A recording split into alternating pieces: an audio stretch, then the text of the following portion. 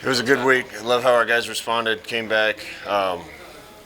They improved big time this week in practice on both sides of the ball. I saw more attention to detail, more effort to make stuff work. Really good week of practice. I feel great about where we are. With Adrian, how much is it about just protecting the ball? He lost a couple of fumbles.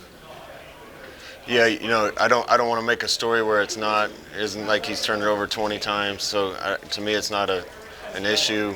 But I also don't want it to become an issue. We preach ball security all the time and take care of the football and the importance of the turnover margin. When you win it, you win. When you don't win the turnover battle, you got a good chance of not winning. So we stressed it just as much or more than ever this week, and we got to take care of the football. Did you guys hold an open tryout for kickers this week? We didn't hold an open tryout for kickers. We called the club soccer team to see if they had any kids that had done it before. Going into last week, we had both of our kickers with minor injuries. We didn't know who was going to be able to kick. Isaac was even banged up a little. Somebody told me that had been here that Alex Henry actually came off the club soccer team. So we had some kids come and try out for us, and we're going to give at least one of them a shot to work on it and see what he can give us. If nothing else, maybe some kickoffs through the end zone. So do you have a player on the roster then from that group? We're working through that right now. Yeah.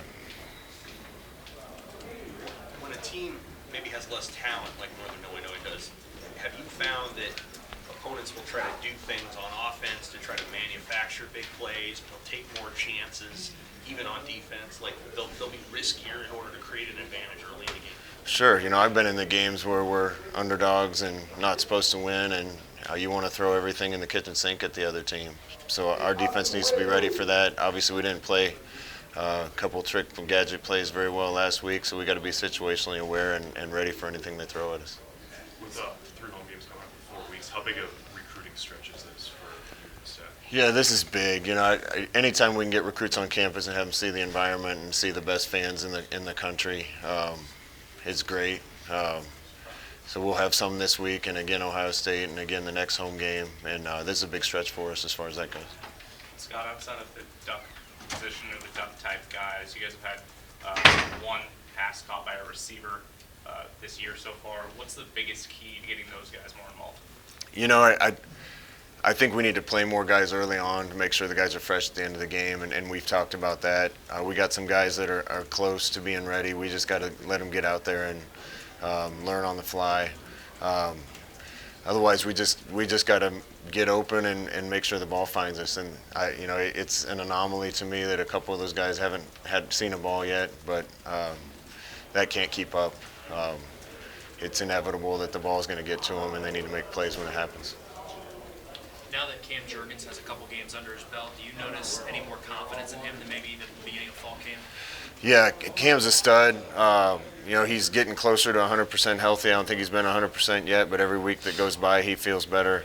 You got to remember, too, he's playing his third football game at Nebraska and didn't play a lot late in his career in high school. So I love where he's headed. There's just a learning curve with him and a lot of other of our young guys.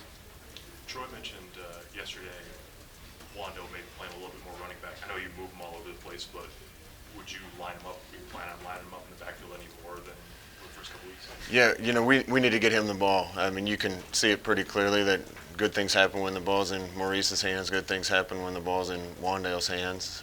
We need to get other guys involved, but we need to create any way we can to get those two guys with the ball. And if we're not getting one of them enough touches, then we got to manufacture it and allow them to make the plays that they're capable of. Is that where his smarts helps you guys, because he's smart enough to be able to adjust to various positions?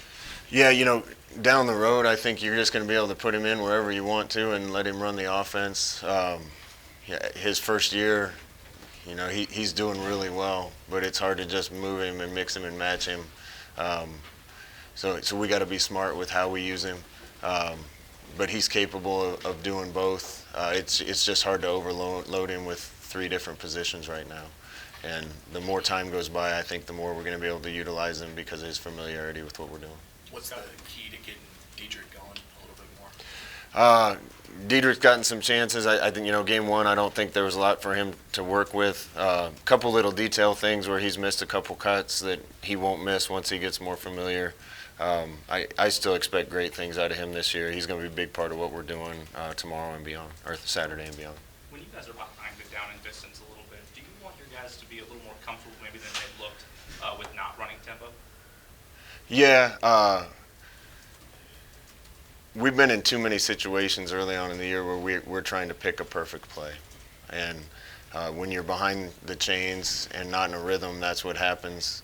And that's not really who we are. So we got to be better on first down, and we got to stick to what we know and what we can do well, and what the guys know and can do well. And the key to that's having good first downs, having good second downs, so we're not in situations where these guys Saturday are going to stand 6 or 7 guys up at the line of scrimmage and be coming from every direction on 3rd and long. So as many 3rd and longs as we can stay out of, the better off we are. Did you make any decisions with your last couple scholarship spots for the fall, or is that still? Yeah, I think we have. I'll probably announce that on Monday. Scott, you've said before you like playing in the morning.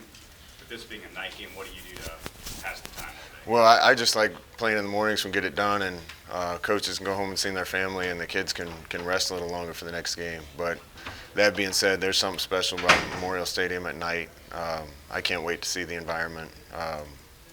We got the best fans anywhere, and we're all grateful for them. So I can't wait to feel the buzz in the stadium.